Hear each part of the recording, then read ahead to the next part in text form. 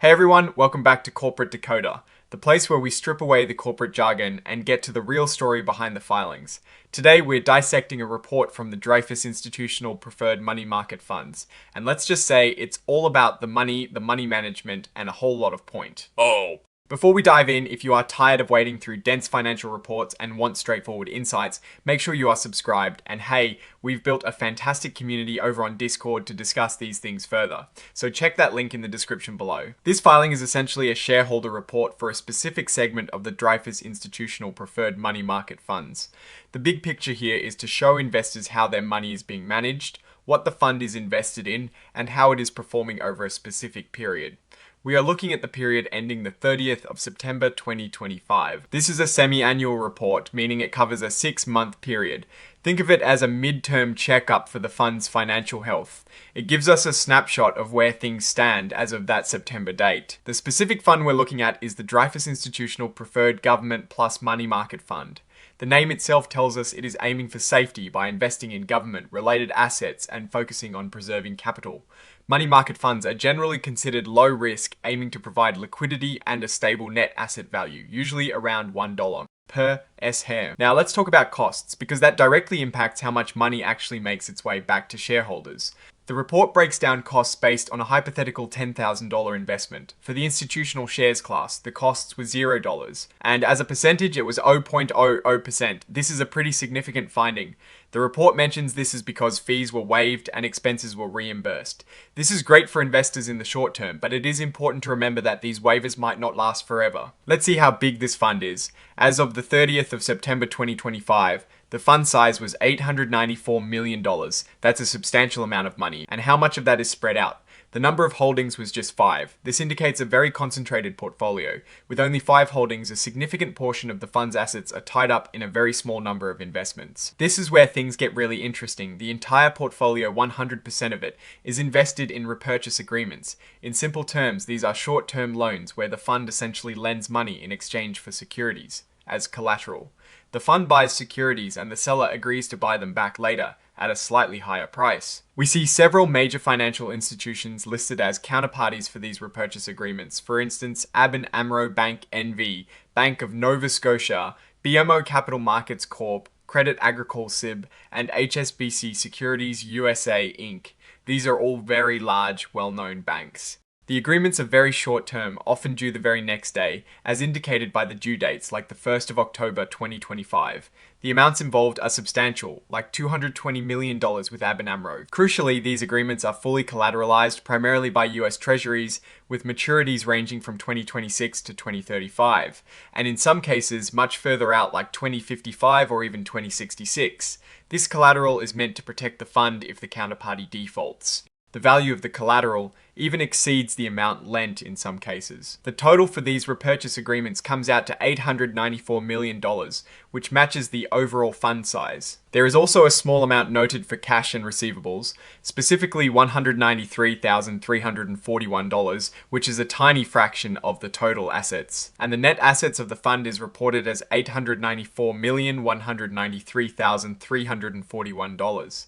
This means the fund is operating exactly at its stated net asset value of $1 per share for its institutional shares. Looking at the statement of assets and liabilities, we see the breakdown of those assets. The investments in securities, primarily repurchase agreements, are valued at $894,000,000. There is also cash interest receivable and a small amount due from the investment advisor. On the liabilities side, we see trustees' fees and expenses payable, totaling a mere $4,003. This results in the net assets we just discussed. And confirming our earlier note, the net asset value per share for the institutional shares is exactly $1. This is the hallmark of a money market fund trying to maintain a stable value. Now, let's examine the statement of operations for the 6 months ended the 30th of September 2025. This report shows the fund's income and expenses. The fund earned $20,965,775 in interest income. This is the primary driver of returns for a money market fund. Then we have the expenses. The The management fee was $478,817, and trustees' fees were $20,170, making total expenses of $498,987. However, the report very clearly shows a reduction in expenses due to an undertaking totaling $478,817. This is directly offsetting the management fee. And similarly, the trustees' fees of $20,170 were reimbursed by BMI Mellon Investment Advisor, Inc. This brings the net expenses to zero. This again highlights that the investment advisor is covering the operational costs for this reporting period, which is a significant benefit for shareholders. And the net investment income, which is the net increase in the fund's assets from its operations, was $20,965,775.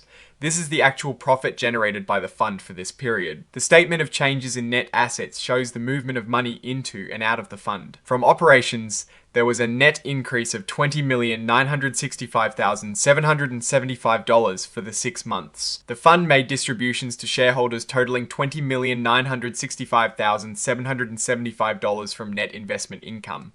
This means all the income generated was paid out to investors. Looking at the share transactions, there were net proceeds from shares sold of $4,139,422,171 for the 6 months, and shares were redeemed at a cost of $4,157,516,470. This indicates slightly more money went out in redemptions than came in during this period, leading to a decrease in net assets from these transactions. This resulted in a decrease of $18,094,299 from these share transactions. Overall, the total increase or decrease in net assets for the 6 months was a decrease of $18,094,299, starting with net assets of $912,287,640 at the beginning of the period, and after the decrease from share transactions, the net assets at the end of the period were $894,193,41. Here in the financial highlights, we get a per share look at the fund's performance. For the institutional shares, the net asset value at the beginning of the period was $1, and it remained $1 at the end of the period as expected for a money market fund. The net investment income per S-Share was $0.022 for the 6 months, and total distributions per S-Share were $0.022. Again, all income was distributed. The total return for the 6 months, not annualized, was 2.22%. This reflects the income generated and distributed. The ratio of total expenses to average net assets stands at 0.10% annualized. And importantly, the ratio of net expenses to average net assets is 0.00%.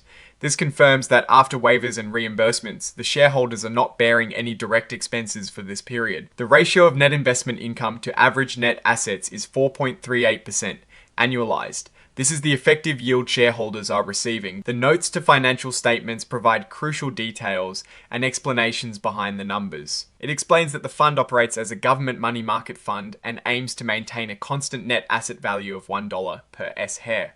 It also mentions that all outstanding shares as of the 30th of September 2025 were held by other funds managed by BMI Mellon Investment Advisor, Inc., indicating this fund primarily serves as a cash management tool for other internal funds, rather than being directly offered to the public. Investments are valued at amortized cost, a standard practice for money market funds, aiming to keep the net asset value stable. They also explain the fair value hierarchy, but for money market funds like this, most assets are considered level 2, meaning their value is observable but not necessarily from a live, unadjusted quoted price. This section details how they determine the fair value of investments, prioritizing observable inputs over unobservable ones. For this fund, the repurchase agreements are valued using observable inputs. As we saw in the portfolio, all $894 million in investments are in repurchase agreements, and they are classified under Level 2 for valuation. This note clarifies how transactions are recorded and how interest income is recognized. It also goes into more detail about the repurchase agreements themselves, emphasizing the collateralization and the risk management involved. They acknowledge the risk that a counterparty in a repurchase agreement could fail to fulfill its obligations. However, they mitigate this risk through collateral. The policy here is to declare dividends daily from net investment income and pay them monthly. Any realized capital gains are normally paid annually. The fund aims to qualify as a regulated investment company and meet distribution requirements to avoid federal income taxes. It mentions they had no liabilities for uncertain tax positions and carried forward a small capital loss. This is where we get the nitty-gritty on fees and how they are managed. The management fee is set at an annual rate of 0.10% of the fund's average daily net assets. This is the key part we saw reflected in the zero net expenses. The advisor voluntarily waived its entire management fee for this period. This is a voluntary waiver, meaning they can stop it at any time. Here the Board of Trustees discusses the renewal of the management and sub-advisory agreements. They review services, performance, and fees. They compared the fund's performance and expenses against comparable funds. The board reviewed data from an independent provider, Broadridge Financial Solutions, comparing the fund's performance and fees to a group of similar money market funds. The report states the fund's gross total return performance was at or above the median for most periods. More importantly, the net total return performance was above the median for all periods and ranked in the first quartile. This means after expenses, the fund performed very well compared to its peers. Regarding fees, the board noted that the actual management fee paid was zero due to the waiver, and total expenses were also zero.